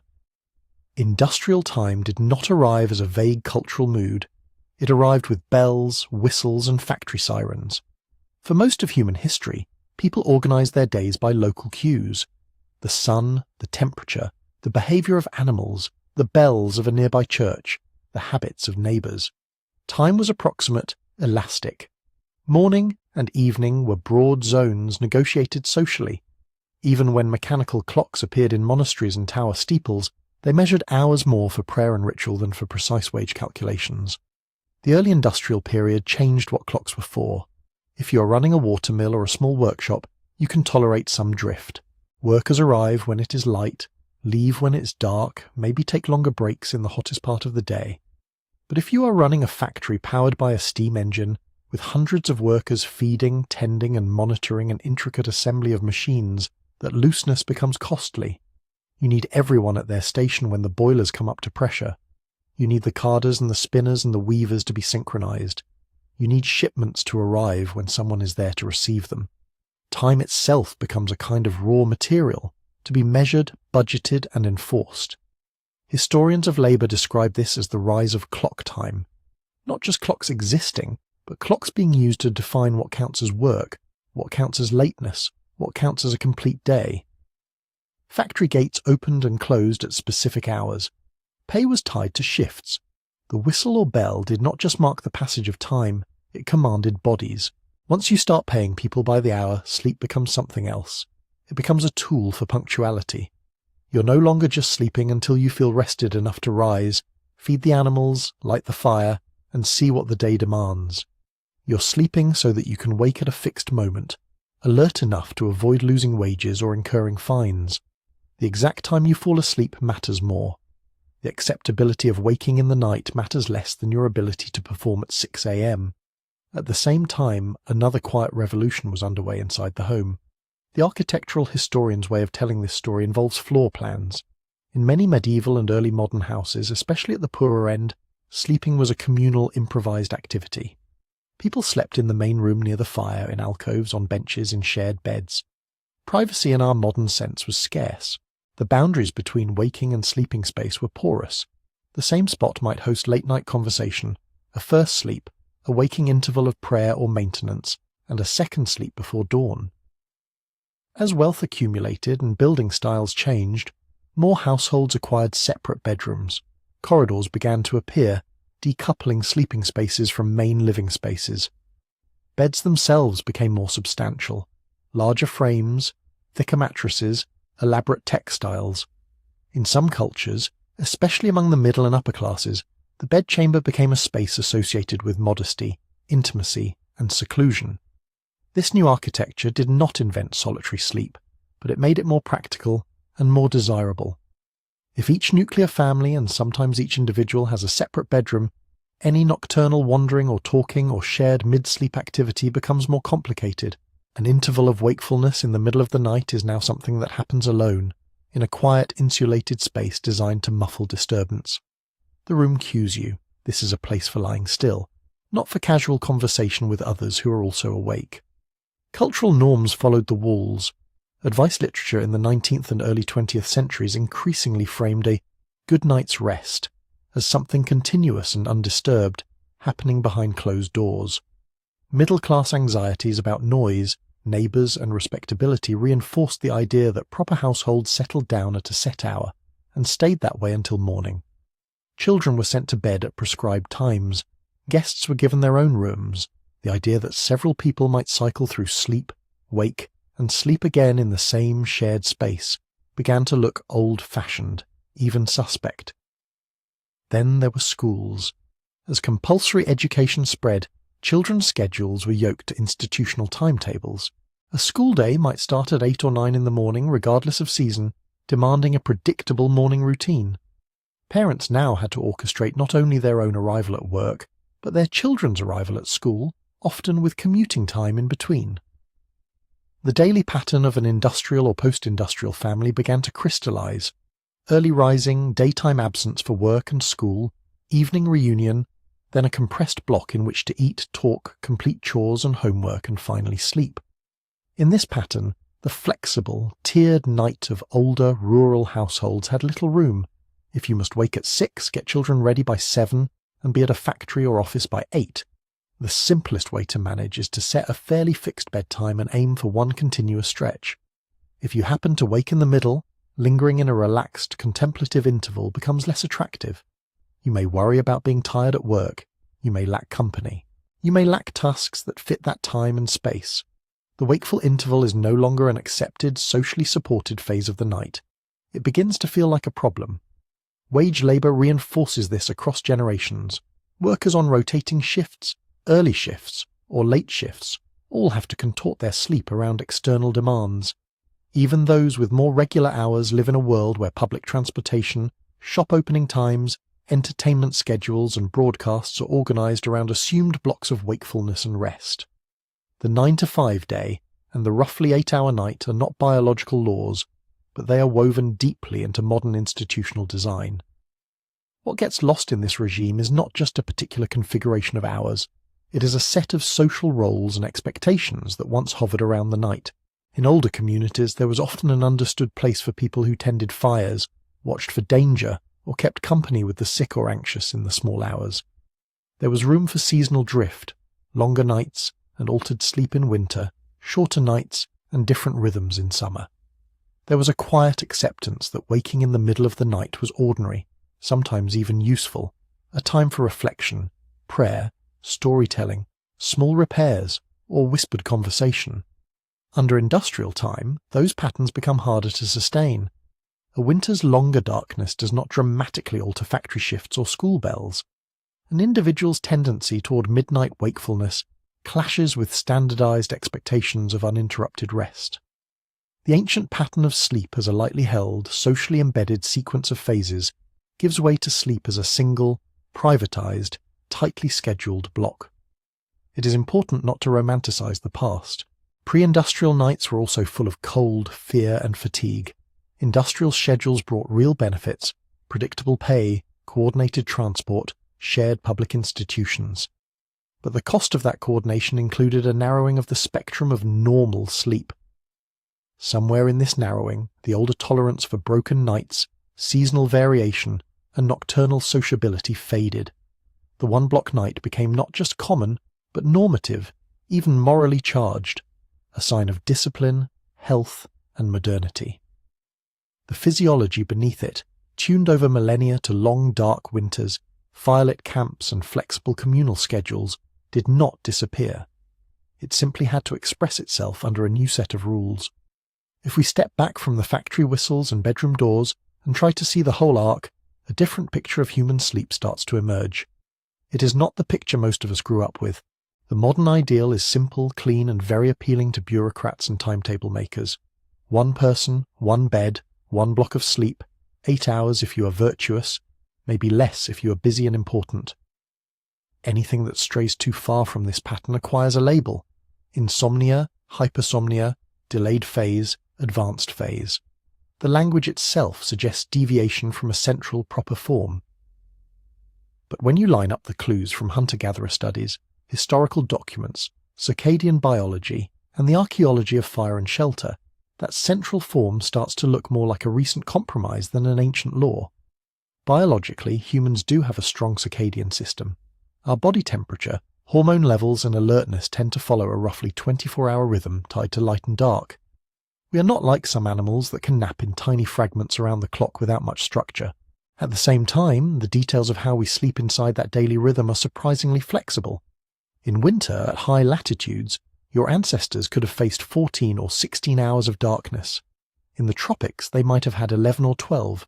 In a forest full of predators, it was dangerous for everyone to be deeply asleep at once. In an open savanna camp with a good fire, the risks were different, but not gone. In lean seasons, the body might hoard energy. In times of plenty, activity patterns might stretch. When researchers follow contemporary hunter-gatherer groups who live with minimal artificial light, they do not find a single rigid pattern. They find averages. People tend to go to sleep several hours after sunset, wake before or around dawn, and rarely sleep a full 8 hours in a single unbroken block. Small awakenings and short periods of quiet wakefulness are common. Seasonal variation is common. Nighttime activity by at least a few members of the group is common. Historical sources from pre-industrial Europe and elsewhere tell us something similar.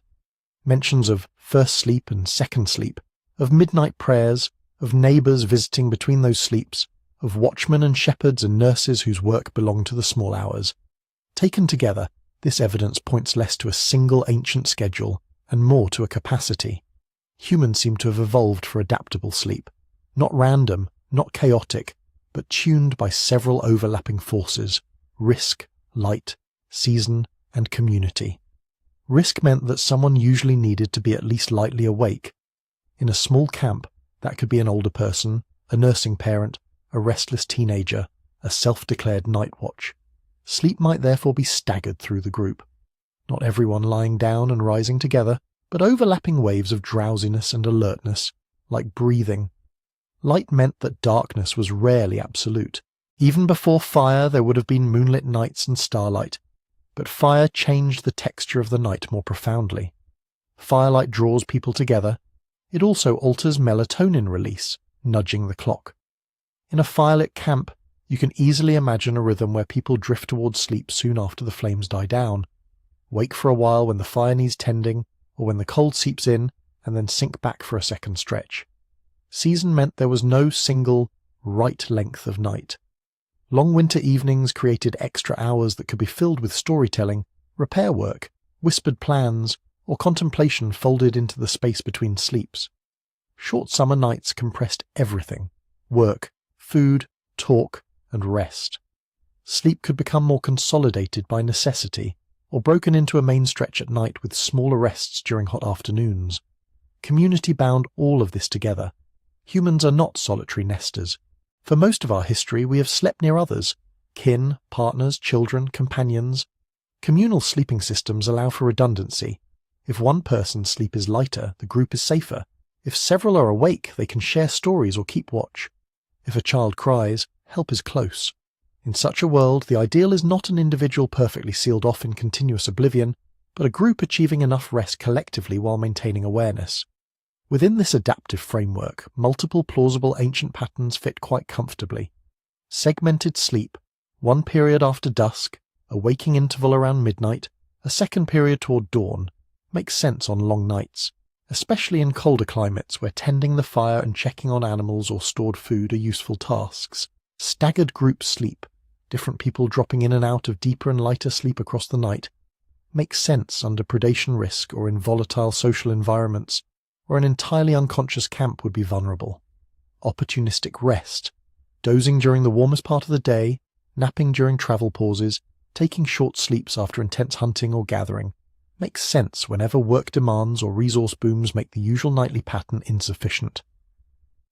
None of these exclude the possibility that, at times and in some places, people also experienced and valued long, uninterrupted nights. But they suggest that what we carry in our nervous systems is not a single prescription, but a toolkit. Why, then, does the one-block night so often feel not just normal, but morally correct? Part of the answer lies in discipline narratives. As industrial societies made punctuality and predictability central virtues, the ability to sleep on schedule for a fixed number of hours became a marker of self-control. Early to bed and early to rise was not just advice about health, it was a story about character. Productivity culture layered on top of this. In the 19th and 20th centuries, reformers, employers and writers began to talk about the night as potential wasted time that could be optimized. Too much sleep signaled laziness. Too little, in some circles, signaled drive.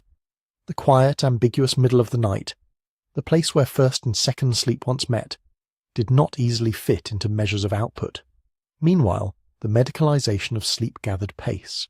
As sleep labs were built and disorders categorized, more and more variation could be named, measured, and sometimes treated.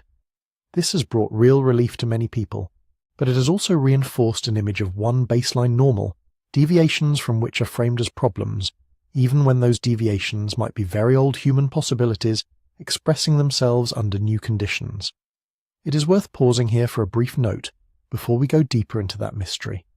If you're enjoying this slow walk through the history of the night, there is a book that expands on these stories about segmented sleep, firelit camps, industrial clocks, and everything in between. You can find it at sleepytimehistory.com. And for this week, there's a discount for listeners who want to keep exploring these forgotten rhythms on the printed page. Then we return to the question that refuses to settle. Given everything we have seen, which pattern dominated where and when? Were Ice Age hunter bands in Europe mostly segmented sleepers, huddling through long winters with a shared first and second sleep, while tropical foragers closer to the equator tended toward a single, main night stretch, plus flexible daytime naps? Did coastal fishing communities, tied to tides as well as light, develop yet another rhythm? How much did local predators, from big cats to human raiders, push groups towards staggered vigilance? How much did ritual, night dances, storytelling marathons, seasonal ceremonies reshape ordinary nights into extraordinary ones? The honest answer is that we do not know in detail. The evidence we have is partial and scattered. A modern community here, a medieval court case there, a missionary's diary, an anthropologist's field notes, a handful of circadian experiments in controlled labs. They gesture toward diversity rather than uniformity. They show that human sleep has been, and still can be, many-shaped. What we may have forgotten is not a specific schedule, but a cultural tolerance for that many-shaped night. A world in which waking at 2 a.m. was not automatically a symptom to worry about, but sometimes just another phase of the night. A world in which some people's gifts as watchers, storytellers or fire tenders could find a recognized place. A world in which winter and summer, childhood and old age, crisis and calm, each came with their own legitimate ways of sleeping. Our bodies, built under those conditions, still carry traces of that flexibility. Our societies, organized around clocks and schedules, often do not. Between those two, ancient physiology and modern time, there is a gap, and in that gap the old patterns flicker like embers, not quite gone, not quite remembered, still casting a dim, suggestive light on the way we sleep tonight. So we end up here, with a slightly unsettling, slightly comforting possibility. Maybe the way many of us sleep right now is not exactly wrong. Maybe it's simply one version of a much larger repertoire, a repertoire that our ancestors learned the hard way over uncounted long nights, a repertoire that we, in the last few centuries, have been steadily editing down into a narrow rulebook. One block, one bed, one right way. You can feel the pressure of that rulebook in the language people use about their own nights. My sleep is broken. I can't stay asleep. I woke up at 3, and that means something is wrong with me. But when you hold that language up against the older evidence, the hunter-gatherer camps, the medieval first sleep, the winter vigils, the quiet, wakeful hours by the hearth, the Judgment Day tone starts to wobble. Waking at night by itself is not a modern invention, nor is lying still in the dark, thinking, drifting, half dreaming, nor is getting up for a while and then going back down. Those things show up again and again across history whenever people have long nights and only soft local light. We do not know exactly what proportion of ancient humans followed a segmented pattern, or how many felt content versus troubled when they woke between sleeps. We cannot reassemble their inner lives from scattered sources, but we can say that the mere fact of nighttime wakefulness has a deep past. It is not, on its own, evidence of a species that has fallen out of sync with its nature. The tension, then, is not just between our bodies and our clocks. It is between two ways of telling the story of the night. In one story, there is a correct schedule, and your job is to adhere to it. Any deviation is a kind of failure, or at least a problem to be fixed. In the other story, there is an ancient, flexible night, a night with room for first and second sleep, for watchers and deep dreamers, for those who doze early and those who come alive in the late hours, a night where the question is not, am I doing this right, but is my group getting enough rest and enough safety and enough shared time? At some point quietly, without any single law being passed or proclamation being made, we seem to have traded that flexible, communal night for the stricter rulebook. We gained clear schedules, brighter cities, and the ability to coordinate millions of lives by the same clock. We lost, perhaps, a certain ease with the in-between. What would it feel like to remember that older story without trying to recreate a Paleolithic camp in a modern apartment? Not as a prescription, but as a backdrop. You might for a moment imagine yourself not as an isolated sleeper misfiring in the dark, but as one thread in a long human pattern. Somewhere far behind you, across tens of thousands of years, there is a circle of people sitting near a low fire. Some are already bundled into cloaks and furs, breathing slow and heavy. One or two children are curled up against a parent's side. An elder sits awake, poking the coals, listening to the wind. The night is long. The stars are sharper than most of us ever see. Beyond the dim circle of firelight, the world is full of eyes and noises, but here, close to the flames, there is a small pocket of security. Someone else will do the next watch. Someone else is already half awake, shifting, turning, hovering between dream and attention. In that world, waking in the middle of the night is not instantly a failure of the self. It is part of how the group breathes through the hours. Sometimes the watcher nods off for a while and someone else stirs. Sometimes two people find themselves awake together and whisper until the cold bites too hard. Sometimes no words are needed. The shared sense of being there is enough. The mystery the evidence leaves us with is not a solved diagram of exactly who slept when. It is a gentler, stranger question that refuses to close. How much of that old, adaptable night is still living quietly in us, even now, under electric lights and alarm clocks? When you next find yourself awake in the small hours, you do not have to turn that into a project, or a diagnosis, or a lifestyle. But you might let a fragment of that older story float up, the sense that humans have been here before, many times, for many reasons, that the long winter night, the watchful circle, the shared silence, are also part of what it means to be the kind of animal we are. And then, if you wish, you can let that thought drift away with the others and see where sleep decides to come back. If you've stayed with this journey through the ancient night, and you'd like to go deeper into these prehistoric secrets, the bottlenecks, the fires, the forgotten rhythms, there's a book that unfolds more of these stories on the page. You can read more about it and pick up a copy if you like at sleepytimehistory.com. If this kind of slow, evidence-first history helps you unwind, it also helps a lot if you tap like and subscribe so you'll find your way back here on future nights. And if you feel like sharing one small piece of your own story, you can leave a comment telling us where you're listening from and maybe what the night looks like outside your window. For now, though, we'll leave the question open and let it keep you gentle company as you drift. Did we trade too much when we swapped the flexible ancient night for the modern rulebook?